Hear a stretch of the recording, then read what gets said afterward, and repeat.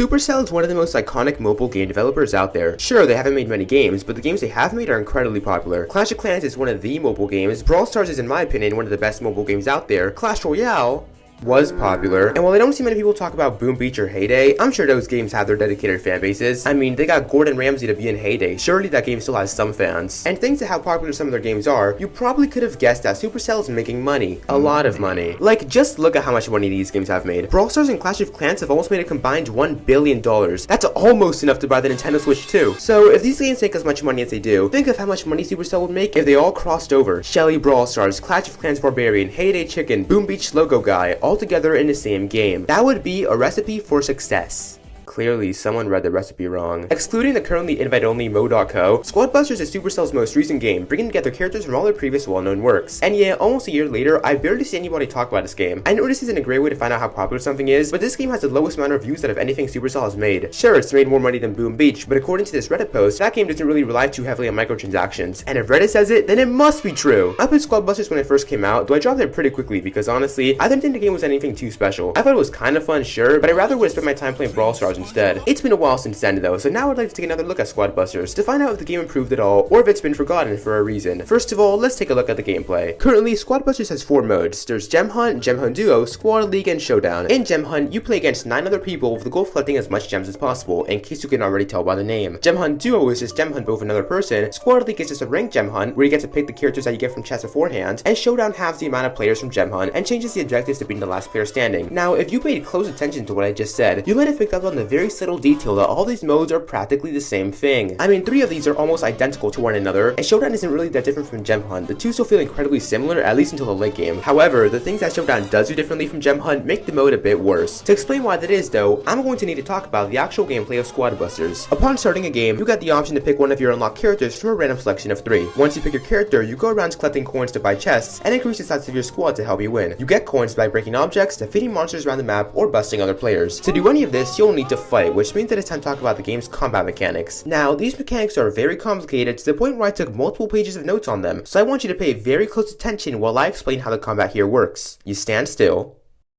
Looking back at what I thought were extensive notes, I realized that I accidentally copied and pasted that a couple thousand times. To attack monsters or other players in this game, you need to be standing still, and any kind of movement will stop all of your units from attacking. Now, you might be thinking that this combat system seems pretty boring. Well, actually, it is. I guess you could hold down this turbo button to attack faster, but that doesn't really make the combat any more fun because, well, you're just holding down a button. You can also find spells around the map to buff your team or damage enemies, but again, that doesn't make the combat any more engaging. Like, I'm hitting a button to heal my team. That's not exactly groundbreaking. The only spell that actually had me using my brain a bit was a bomb, since you actually have to aim that in order to hit an enemy. I had to think about when to release a bomb in order to not miss, which was a nice break from the mostly mindless gameplay. The real strategy in this game comes not from the combat, but from picking what characters to add to your squad. Certain characters have different abilities that can give you buffs, or allow you to interact with stuff around the map. For example, the battle healer will heal your team whenever you open a chest, and Heyday Greg will allow you to chop down trees around the map, helping you earn money faster. However, there's just one problem with the strategy in this game revolving around what characters to pick. The characters you get from chests are completely random, which is not good. Let's say, hypothetically, half the players in a match get Greg from their first pick of the game, while the other half doesn't. Greg is really helpful with getting early game money because again, he's the only one that can break down trees, so one half of the lobby will be able to build up their squad faster than the other half, giving them a higher chance of winning, all because of RNG. I mean, you can reroll your characters, but there still isn't any guarantee you'll get a character you're looking for, and end up wasting your time. I'm mostly a fan of RNG in single player games as long as it isn't anything too crazy, but a multiplayer game like this can't completely rely on RNG. Even though I don't care about the game much anymore, I think a great example of a game that has RNG elements but still relies on skill is Fortnite. Whenever you open a chest, the weapons you get are completely random, but at the end of the day, what really matters is how good you are at the game. A pro with a common pump can defeat a less skilled player with a legendary one. In SquadBusters though, that's not really the case. What matters when you get into battle is how big your squad is and how good your units are, 2 elements almost entirely reliant on RNG. By the way, for whatever reason, you can only pick the characters you'll be able to find in chests in the Squad League mode. For the other 3, you have a predetermined set of characters, which is weird. I guess the developers wanted everyone to pick from the same selection of units to kind of even the playing field, but like, part of the appeal of these crossover games is playing as your favorite characters from the things crossing over. If I want to play as a Heyday Chicken, I should be able to play as a Heyday Chicken. Oh, and you can also fuse 3 of the same units together to create one really powerful character, which is a cool feature, I guess. I don't know, I just thought I should point that out. Before I move on from talking about the characters, I want to quickly talk about their evolutions. Everyone in SquadBusters starts off as a baby, slowly growing into a classic, super, and finally, ultra. To evolve somebody, anybody, you're gonna need to find their baby versions in a chest. Once you get 10 babies, you can evolve into a classic. To get a super, you'll need 10 classics, and to get an ultra, you'll need 10 supers. As you can imagine, that requires a lot of babies. 1,000 to be exact. I wouldn't really mind having to get 1,000 of the same character in a chest to get their ultra form, and you could select what character you get from a chest, or at least increase the chances of getting a certain character, but you can. It makes evolving specific characters so much harder. I keep getting characters I don't care about when I just want to get the ultra chicken. Is that really too much to ask for? BrawlStars also requires a lot of grinding to max out a character, but the game doesn't force you to upgrade multiple characters at once. If I wanted to grind for level 11 Cordelius, I could do that without having to upgrade anybody else. This helps keep me engaged in the game because, well, I like Cordelius. He's a fun little guy that I want to play as. On the other hand, I don't care about the Boom Beach medic. Stop giving me the medic from chests. I just want the chicken! Anyways, the best part of every match, at least in Gem Hunt, is easily the last minute. This is because at that point, the gem mine in the middle of the map opens, and everyone goes over there, making things get pretty chaotic. Gems and coins are flying everywhere, there's a bunch of bosses, and it gets harder to avoid other players. Even if you run away from someone, there's a high chance that you'll run into someone else that might kill you. I think this part of the game is really fun. It's a nice bit of mindless spectacle. It's a shame the other 2 minutes of the match are just mindless. Every match has different modifiers to help spice up the gameplay, which is honestly a nice addition. It helps make every match feel more unique. My favorite modifiers are the ones that help make the game more fast-paced, like Turbo Overload or 1 coin chest. Sometimes there will be a bonus modifier as well, which can make the game a bit more chaotic. I like that. One last thing I want to point out before complaining about Showdown is that I found this game to be a bit too easy. I think I've played this game for a bit more than 5 hours, so maybe I haven't played enough to get into harder lobbies, or maybe I'm just a pro gamer, but the lowest I've ever gotten in Gem Hunt was 5th place, which is still top 5. Usually though, I was in top 3. Also, much like Phineas and Ferb, I never found myself getting busted.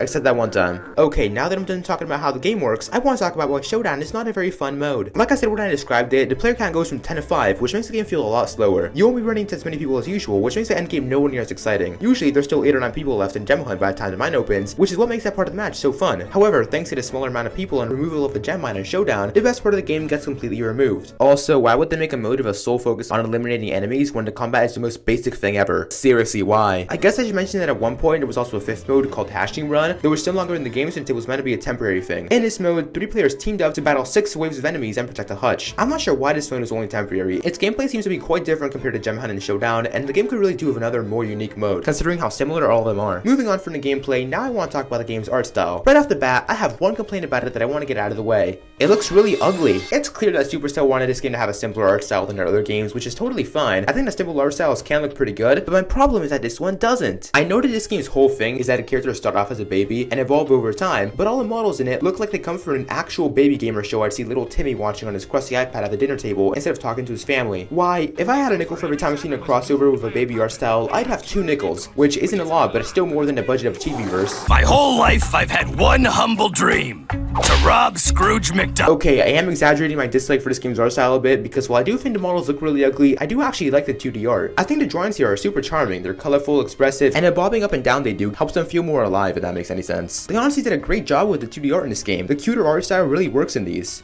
I don't think I'm gonna sleep tonight. The 3D models in SquadBusters suck. The characters are a lot less colorful than they are in the 2D art, and they're a lot less expressive. Most have the same tiny smile. I don't like it. Greg especially looks really ugly. Why is he smiling at me like that? Get that thing away from me. Some of these characters are kind of blocky as well, and I don't know why. They aren't like this in the drawings, and it makes them look weird. Like, come on, this isn't Minecraft. You will state that Minecraft was the reason you were acting violently and disruptively, and that this game poses a dangerous threat to the lives and futures of young people. Funnily enough, the SquadBusters Shelly skin in BrawlStars feels more like a 3D version of the game's drawings than the actual SquadBusters Shelly. How does this happen? You know, even though I think the demo for 5 Laps of the Freddy's is a broken mess, I actually think that the game does a good job of translating the characters into a bit of a simpler art style. Sure, they don't all look great, but other characters such as Lolbit do. The point I'm trying to make with my obligatory FNAF reference is that if Five Nights at Freddy's could translate Freddy Freakbear over here into a cartoony, colorful art style, SquadBusters should have had no problem making the already cartoony characters from the game's crossing over a tiny bit simpler. They shouldn't look this ugly. The characters' idle poses suck too. After the basic entry animation you get once you click on them in a menu, they just kind of stand there.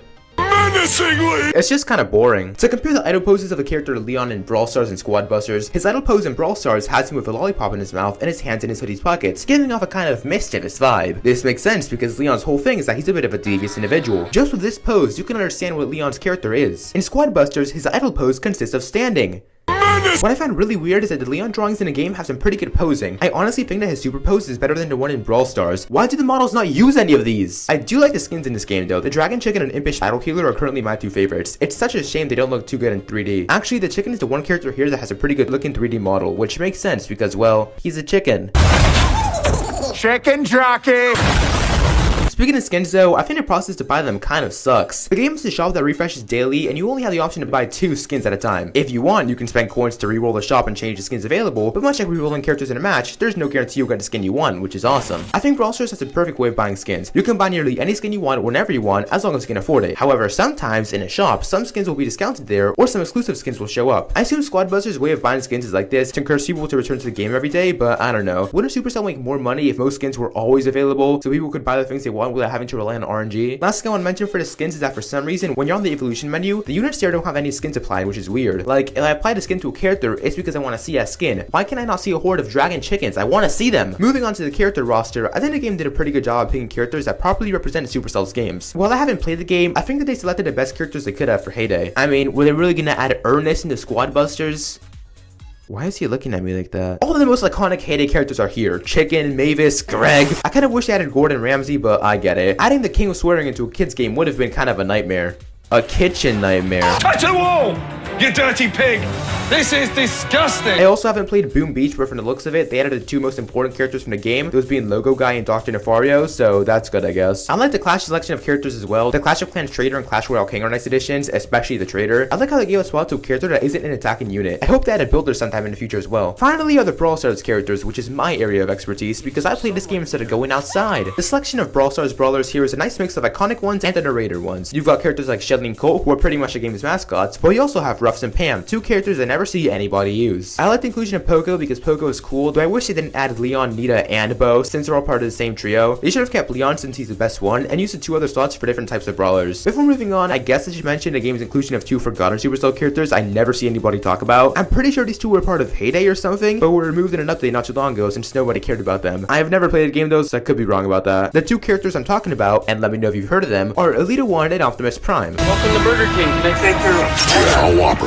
No cheese, no onions, extra pickles. Yeah, on September 16th, 2024, SquadBusters had its first, and currently only, collab which added Transformers into the game. I find it weird that Transformers collabed with SquadBusters of all things, but hey, now we have Optimus Prime in the same game as Heyday Chicken, and that's pretty funny. Before I end the video, I want to quickly talk about the hub board in this game because I think it's a nice addition. It's cool seeing your squad walk around, and I like how you can buy decorations for the hub. I wish you could put these decorations wherever you wanted to instead of these predetermined areas, but I'm not going to complain because SquadBusters doesn't allow me to place a Cage Goblin statue wherever I want. I didn't want this in the first place. In conclusion, while I don't think SquadBusters is a bad game, I don't exactly think it's great either, especially compared to some of Supercell's other games. Honestly, I understand why people never talk about this game because while there is some fun to be had, I don't think the game is fun enough. It's something I'd play for 30 minutes a day only to move on to something better, like BrawlStars. Apparently in May, SquadBusters is going to receive a massive update that changes a lot about the game, so hopefully they fix a lot of the problems with it and make it as great as a Supercell crossover should be. With the exception of the combat, since it's practically embedded into the game, I think all the problems of this game could be fixed. Sure, if they were to do something like make the models look more like the 2D drawings, that would probably take a while, but over time, I'm sure this game can improve, and this update seems like a big step forward. Now, if you'll excuse me, I've got to go procrastinate doing things like playing BrawlStars. The ranks reset, and I need to get back to Mythic. Bye, I guess.